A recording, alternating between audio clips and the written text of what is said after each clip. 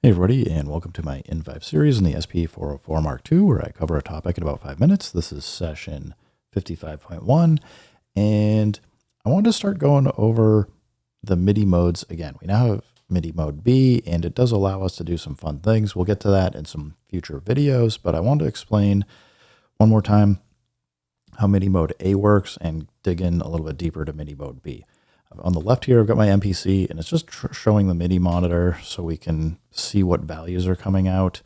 And I got the SP404 Mark II set up. So if I go hold Shift and Utility, go into System, into MIDI, and scroll down, I'm currently in MIDI mode A. And what that means is if I hit a pad, we're going to create a note from C1 to the range of D sharp 2. I don't want that playing forever. Just turn it down. Anyway, so C1 to D sharp 2, ext source is a special exception. It is B0.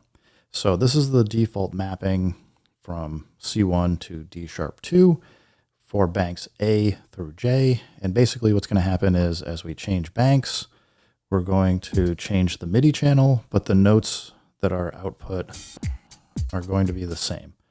And you can see in some cases here, the MPC is picking up some of these notes. Actually, you can't see it. I can see it. It's cropped out of the camera. Anyway, it's picking it up here. So we can go all the way up to bank J. And when I hit a pad, you can see it's MIDI channel 10 instead of 1, 2, 3, 4, 5, or etc. And this is how MIDI mode A works. So if we switch over to System and go back down to MIDI mode B, it unlocks a couple of interesting options. One is pad MIDI channels, which what it does is it takes banks A through E and assigns them to the first MIDI channel, pad MIDI channel, and banks F through J are assigned to the second MIDI channel.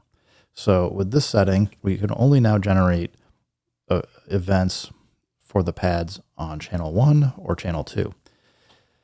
And then second, we also have this note offset, which allows us to move the value that's output up or down a MIDI note value. And to show you, so I'm on bank A, I'm now generating a C-1 note instead of the C1, and it's a D sharp 0 instead. So, and if I go all the way up to E, and hit a note, we're still in channel 1, but we're now doing an E5,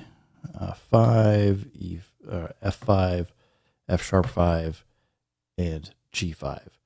So if you understand what's happening, we basically just remapped all these pads. They're still going up in MIDI note order progressively, but they're staying on channel 1.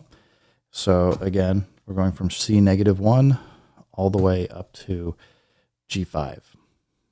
So if you understand that, then the next thing to get is if we switch over to bank F, if we hit a pad, we're still C-1, but we're now channel 2.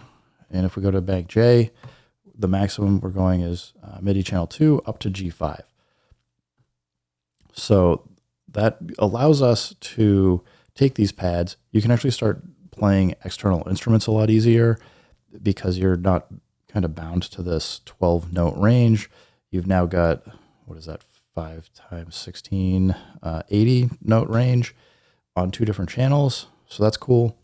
And again, if you go to Shift Pad 13, we can do this MIDI offset. So we can go, I gotta exit out first. We go back to bank A. So if I go to back in, right now, again, this is C-1.